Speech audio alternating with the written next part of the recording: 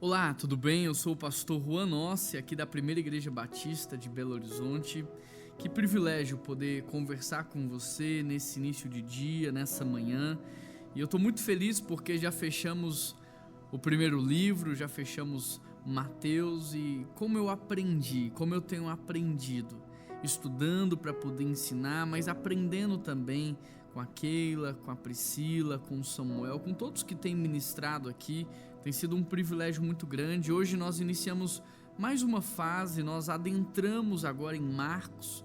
Se você não fez Mateus por completo, eu te recomendo maratonar. Entra aí dentro do YouTube da PIBBH, pega uma tarde ou uma manhã e maratona aí os 28 capítulos antes de você dar continuidade aqui em Marcos, porque é uma construção. Marcos capítulo 1, eu quero ler alguns versículos com você e está escrito assim: princípio do Evangelho de Jesus Cristo, o Filho de Deus, conforme está escrito no livro do profeta Isaías. Tudo o que está acontecendo aqui, você precisa entender que foi profetizado 800 anos antes do nascimento de Cristo. Sabe, a nossa história, ela não é uma história aleatória.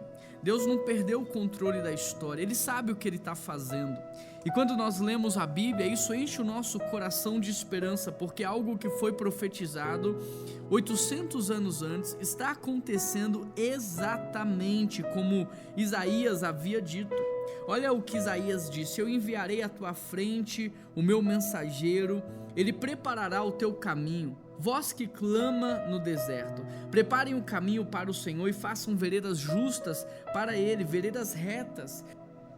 E exatamente assim como foi profetizado lá em Isaías capítulo 40, exatamente desta mesma forma aconteceu.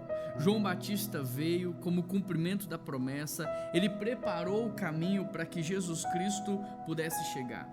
E tudo isso você encontra em Marcos do 1 até o verso 3. No versículo 4, João Batista ele vai chegar e ele vai começar a pregar no deserto esse batismo de arrependimento. E eu quero destacar muito isso, que a intenção era gerar arrependimento para que o povo fosse perdoado. E o texto diz que as pessoas vinham de todas as regiões até o encontro de João Batista, que estava ali no deserto para ouvir a voz do Criador. Olha que interessante, porque entre o Antigo e o Novo Testamento há mais ou menos 400 anos de silêncio. 400 anos que você tinha templos religiosos, líderes religiosos, mas você não tinha a palavra de Deus. E quando João Batista surge pregando, as pessoas começam a sair das suas casas, das cidades, para encontrar João Batista no deserto, e tudo isso para ouvir a voz do Criador, porque o que João Batista estava pregando não era a opinião dele, não era a palavra dele, mas era a palavra de Deus, aquilo que já havia profetizado, aquilo que já havia sido escrito. E a palavra de João Batista era pesarosa, não era uma palavra coach, não era uma palavra de ânimo, de esperança, mas ele estava dizendo: olha, arrependam-se, raça de víboras, vocês precisam se arrepender, porque senão vocês serão lançados ao fogo. E João Batista veio e ele cumpriu o propósito que Deus tinha para a vida dele. Interessante porque no verso 9, agora Jesus Cristo ele vai se apresentar para que ele seja batizado por João Batista no Rio Jordão. E quando Jesus se batiza ali, ou quando João batiza Jesus, é interessante notar porque, primeiro, Jesus está se submetendo para nos ensinar sobre o valor do processo. Ele, como Filho de Deus, não precisava se submeter a esse tipo de processo, mas ele se submete para nos ensinar sobre como nós devemos viver, como nós devemos reagir, o que nós devemos praticar. Hoje muitas pessoas não querem se batizar, muitas pessoas lutam contra o batismo ou relutam contra aquilo que Deus estabeleceu, mas se o próprio Filho de Deus, não tendo a necessidade, se submeteu, por que eu e você, precisando, iremos resistir? E no batismo de Deus, sabe o que acontece no batismo de Cristo? O céu se abre e ele escuta do próprio Pai, e o Pai diz: tu és meu filho amado, que me dá muito prazer. No batismo de Jesus, o seu ministério público é revelado. Ali toda a realidade espiritual fica sabendo que agora Jesus é o próprio Filho de Deus. Do verso 14 em diante, Jesus vai chamar os seus discípulos. É interessante porque no verso 14, João Batista agora ele foi preso. E Jesus ele vai proclamar lá na Galileia. E é interessante porque eu fico imaginando João Batista pensando, puxa vida, eu estou preso, Jesus foi pregar, se ele verdadeiramente é o Filho de Deus, por que ele não vem me libertar? E aí depois Jesus vai mandar os discípulos falarem com João, né? Olha tudo que vocês veem aqui, os leprosos são purificados, os mortos são ressuscitados. O que Jesus está dizendo para João é: João, para de olhar para aquilo que você gostaria que eu fizesse, eu não estou fazendo, e comece a olhar para aquilo que eu estou fazendo. Querido, não é porque Deus não está fazendo o que você quer que Ele não está fazendo nada. A gente precisa ajustar o nosso olhar na direção certa. E muitas pessoas podem olhar para João e se lembrar de Moisés, porque, poxa vida, João foi aquele que veio preparar o caminho. Não é justo que ele fique preso, não é justo que ele seja morto. A mesma coisa com Moisés, não é justo que Moisés não entre na terra prometida. Só que Josué entrou na terra prometida no lugar de Moisés para conquistar a terra prometida. Ele guerreou contra mais de 30 cidades, 30 povos, 30 guerras para conquistar aquele lugar. Agora Moisés não, Moisés já estava na presença de Deus. Moisés já estava no lugar que lá de cima ele olhava e ele não achava que era um prejuízo, ele não achava que era uma desonra o fato de ele não ter entrado. Ele sim entrou na verdadeira terra prometida. A mesma coisa João está preso, ele vai morrer, mas a morte já não é mais o fim. A morte, ela agora é a passagem para a vida eterna. João não fica no prejuízo porque Jesus continua o ministério e ele paga um preço de morte. Não, João ele é de alguma maneira bonificado com a sua morte, porque agora ele não tem mais que passar pelos sofrimentos dessa vida. Tudo é uma questão de olhar, tudo é uma questão pela maneira como nós enxergamos aquilo que está acontecendo conosco. E aí Jesus sai pregando, ele sai chamando as pessoas, até que no verso 21, ele vai chegar em Cafarnaum, todos ficam maravilhados e as pessoas começam a falar a respeito do ensino dele. No verso 22, as pessoas dizem assim: todos ficaram maravilhados com o seu ensino, porque ele ensinava como alguém que tem autoridade e não como os mestres da lei. Sabe, existem pessoas que têm conteúdo, existem pessoas que têm conhecimento e existem pessoas que têm autoridade. E aqui as pessoas ficavam espantadas com o ensino de Jesus Cristo, porque ele não ensinava como os mestres que tinham conteúdo, mas não tinham autoridade. Ele ensinava, e o que ele ensinava tinha poder de mudar vidas, o poder de transformar pessoas.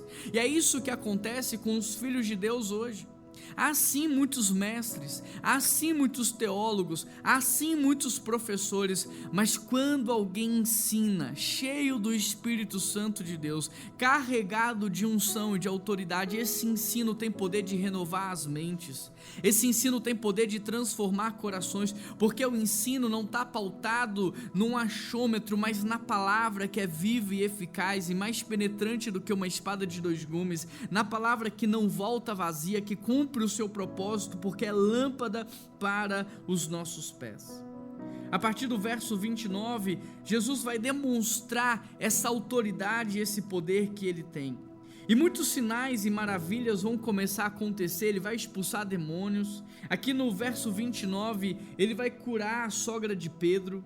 Do verso 35 em diante, Jesus ele vai se retirar para um lugar deserto. Os discípulos vão ficar preocupados, eles vão até Jesus, procurando Jesus, e eles vão falar assim: olha, tem uma multidão te aguardando. E aí Jesus vai falar: não, eu vou para outro lugar. Interessante porque Jesus nunca foi direcionado pelas multidões, Jesus nunca foi direcionado pelas oportunidades. Há uma multidão aguardando Jesus e ele está dizendo: não, eu vou para outro lugar. Tem uma multidão, ou seja, muitas oportunidades dele ser engrandecido, muitas oportunidades dele receber privilégios, mas ele está dizendo: não, eu vou para outro lugar, porque eu não sou movido pelas propostas, eu sou movido pela direção do meu Pai, eu sou movido por uma direção divina, eu sou movido pelo propósito eterno de Deus. Do verso 40, Jesus ele vai curar um leproso, que chega para ele e diz assim: se o Senhor quiser que eu seja purificado, e Jesus diz: sim, eu quero que você seja purificado. E sabe, o capítulo 1 de Marcos nos mostra que de fato Deus não perdeu o controle da história. Aquilo que está acontecendo aqui foi profetizado, aquilo que está acontecendo aqui foi preparado por Deus. Deus tinha um plano, Deus tinha um propósito, e Jesus ele veio cumprindo cada uma das etapas que Deus havia designado para ele. Ele respeita o tempo do seu ministério começar, ele respeita o processo se batizando através de João Batista, e aí os sinais começam a acontecer. E mesmo que houvesse muitas oportunidades, ainda assim, ele continuava sendo dirigido pelo Espírito Santo. Quando nós lemos a palavra, nós temos muito para aprender e muito para aplicar nas nossas vidas, sabe? A minha oração é que você não seja movido pelas oportunidades. A minha oração é que você não seja movido por aquilo que o mundo está dizendo, isso é bom, que você não seja movido pela ganância. A minha oração é que, assim como Cristo, você viva a vida que Deus preparou para você. A minha oração é que, assim como Cristo, você respeite os processos que Deus estabeleceu para a sua vida. A minha oração é que, assim como Cristo, você seja movido pelo Espírito Santo de Deus.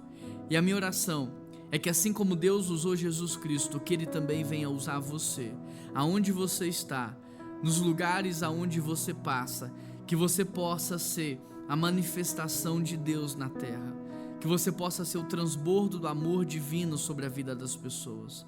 Nesse sentido, eu quero orar pela sua vida. Pai, eu quero colocar diante do Senhor cada ouvinte, cada pessoa que participa desse devocional.